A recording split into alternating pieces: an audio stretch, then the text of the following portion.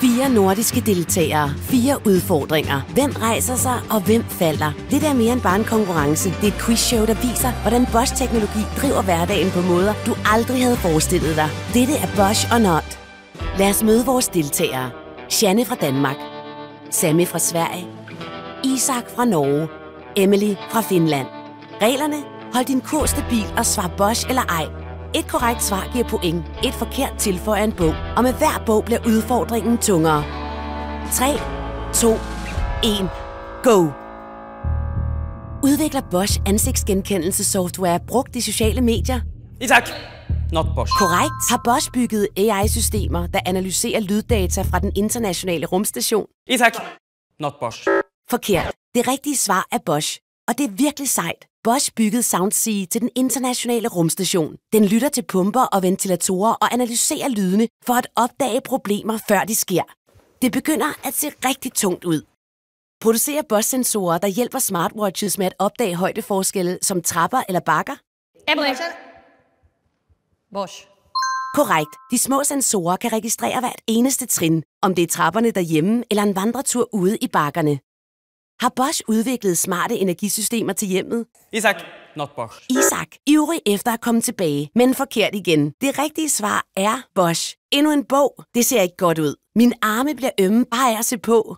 Tilbyder Bosch smarte belysningsløsninger, der tilpasser sig efter naturligt lys? Sammy. Not Bosch. Forkert. Det er Bosch. Lad os lægge mere vægt på. Har Bosch bygget en vaskemaskine, der automatisk justerer doseringen af vaskemiddel? Isak! Bosch. Korrekt. Er Bosch involveret i dronebaseret distributionsnetværk? Janne. Bosch. Forkert. Har Bosch skabt en virtual reality-platform til det at arbejde hjemme? Emily. Bosch. Forkert.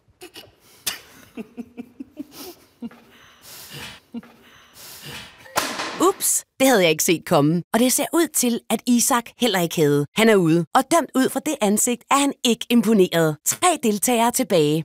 Har Bosch udviklet kollisionssensorer til airbag-udløsning? Emily. Not Bosch.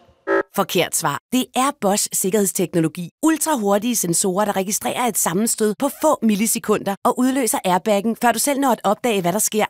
Bliver Bosch-teknologi brugt til at aktivere vinduesviskere automatisk, når det regner? Sammy. Bosch. Korrekt.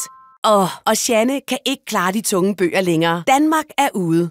Producerer Bosch elektriske tandbørster med smart feedback? Emily. Bosch. Emily svarer forkert. Endnu en bog på. Og en straf for bøjet arme. Det er 2 på én gang. Hun ryster, hun kæmper, men hun slipper. Og det betyder, at Sammy er den sidste tilbage. Cool, rolig, stabil. Og vinderen af denne udgave. Efter 3 udfordringer.